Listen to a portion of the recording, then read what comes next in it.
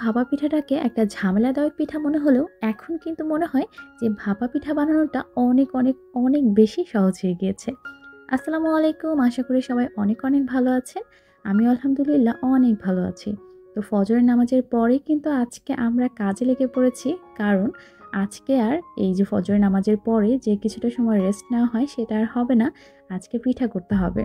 তো এই ভিডিওটা তো আপনারা দেখেইছেন। আসলে পিঠা করার জন্য কিন্তু আটা করে ফ্রিজে রেখে দেওয়া হয়েছিল। আমাদের শীতের সময়টাতে এরকমই হয়। শুধু শীতের সময় না, আসলে অন্যান্য সময়েও আটা করে ফ্রিজে রেখে দেওয়া হয় আর সেই আটা দিয়ে বিভিন্ন সময় বিভিন্ন ধরনের পিঠা করা হয়। তো এই আটাটা আম্মু আগে কুসুম গরম দুধ দিয়ে খুব সুন্দর করে মেখে নিচ্ছে। মানে ভাপা পিঠা বানানোর জন্য যেভাবে আরকি আটাটাকে শুরুতে মেখে নিতে হয়। আর আমি কালকে নারকেল ছিলে রেখেছিলাম, এখন সেগুলাই কোড়ানোর পালা।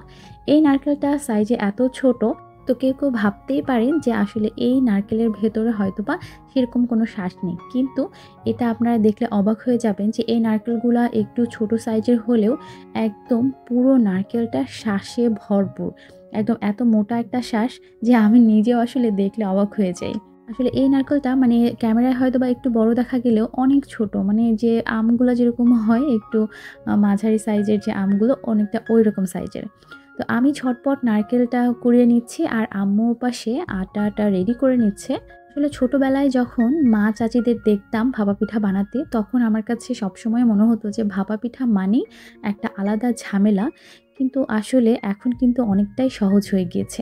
আগের দিনে দেখা যেত যে ভাপা পিঠা বানানোর জন্য একটা পাতিল লাগতো আর পাতিলের মুখের মধ্যে আমরা দেখতাম যে মাটির খোড়া ব্যবহার করতো। ওটা আসলে গ্রামের ভাষায় খোড়া বলে।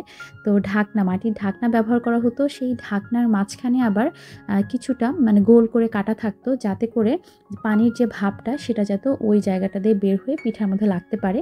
আর এই ঢাকনাটা কিন্তু খুব ভালোভাবে পাতিলের সঙ্গে আটা মেখে মানে সিল করে দিতে হতো, যাতে অন্য কোনো জায়গা দিয়ে ভাপ না বের হয়। তো দেখা যেত পিঠা খেতে চাইলে অনেকটা প্রস্তুতির প্রয়োজন হতো। এখন অবশ্য সবকিছু একদম সহজ হয়ে গিয়েছে। এখন দেখা যায় যে মানে ভাপা পিঠা বানানোর জন্য একটা পাতিলই পাওয়া যায় ওরকম সিস্টেম করা, যে ঢাকনার মধ্যে কিছুটা জায়গা জুড়ে গোল করে কাটা থাকে। যার কারণে ওইভাবে আর পাতিলটা ঢাকনার সাথে সিল করে নেওয়ার প্রয়োজন পড়ে না। আর তার থেকেও আরও সহজভাবে পিঠা বানানো যায় এই যে আজকে আমরা যেভাবে তৈরি করছি, ঝটপট একদম প্রেশার কুকারে কিন্তু পিঠাটা হয়ে যায়। আর পিঠাটা ভালোভাবে সেদ্ধ হয়েছে কিনা সেটাও কিন্তু খুব ভালোভাবে বোঝা যায়। তো আম্মুকে সবসময়ই দেখি সেই ছোটবেলার মতো করেই ভাপা পিঠা তৈরি করতে। পরে অবশ্য আমাদের বাসায় ভাপা পিঠা বানানোর যে রেডিমেড পাতিলগুলা সেটা একটা কেনা হয়েছে, আম্মু সেটাতে পিঠা করতো। আর আমি এরকম একদম শর্টকাট ওয়েতে পিঠা বানানোর এই বুদ্ধিটা শিখেছি আমার শাশুড়ি মায়ের কাছ থেকে। তো এটাতে প্রয়োজন পড়ে একটা ফানেল, বা গ্রামের ভাষায় আমরা অনেকে ঠোস বা কুপি বলে থাকি।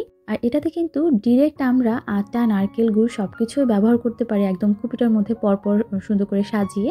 কিন্তু দেখা যায় যে আমরা যদি পাতিলে করতে চাই মানে আগের কালের পদ্ধতিতে, তাহলে কিন্তু আমাদের একটা এক্সট্রা কাপড় লাগে পিঠা বানানোর জন্য।